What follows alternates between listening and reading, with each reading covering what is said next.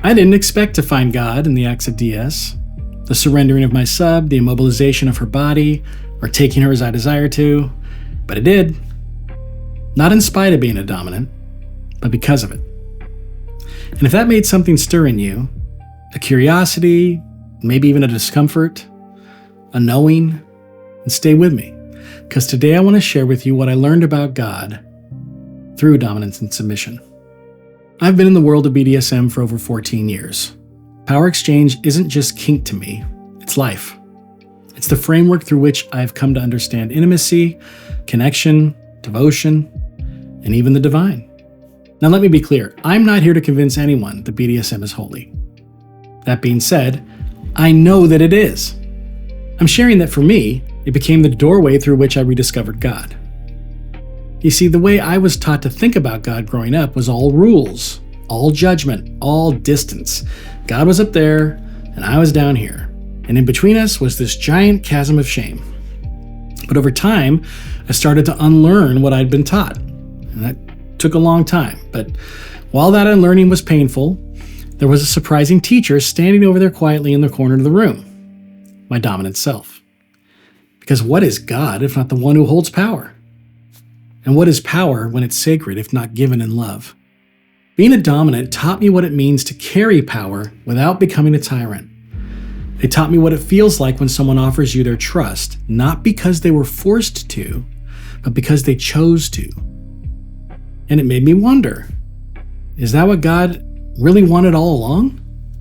Not obedience out of fear, but surrender out of love? In any sort of power exchange dynamic, nothing works without consent.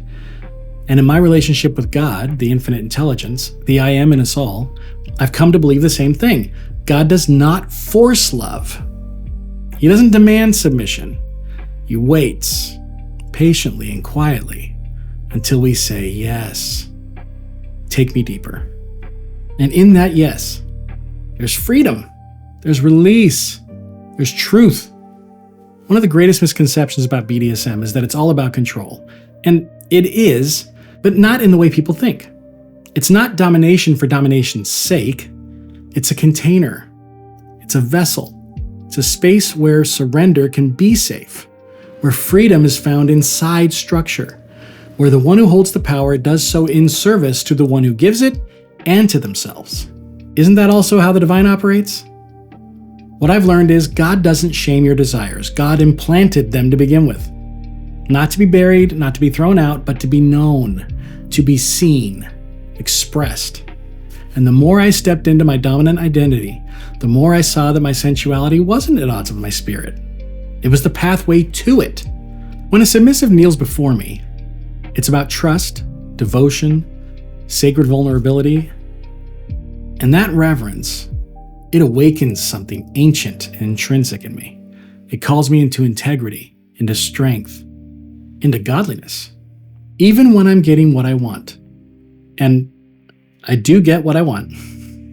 I can see the mechanism at work inside of her, the release, the freedom, which becomes my possession and my expression through her. Because I'm not just playing a role, I'm stewarding a soul. And every time she calls me sir or daddy or master, I remember how precious that power is. There is something holy about all of it, not because of the acts themselves, but because of our why, because of what they symbolize: surrender, acceptance, wholeness. I've seen the spirit move more powerfully during a collaring ceremony than I ever did in a pew. I've cried tears of truth over a flogger. I've whispered prayers while holding her, trembling in aftercare. It is all sacred. Because we are sacred, guys. You don't have to silence the fire in you to walk with God. You don't have to shrink your sensuality to grow spiritually. You were never meant to be too much for God. You never were. Not once. Never. And if you, like me, were handed a God who wanted only pieces of you, let me tell you something that changed my life. God wants all of you. Not so he can change you, just as you are. So what have I learned about God through being a dominant? That love is not weak. Power is sometimes gentle, that surrender is holy, that the deepest parts of us, the ones we thought disqualify us, may just be the parts that God delights in the most. If any of this resonated with you, if you felt torn between your faith or your kink, I see you, because I was you. You don't have to throw everything out.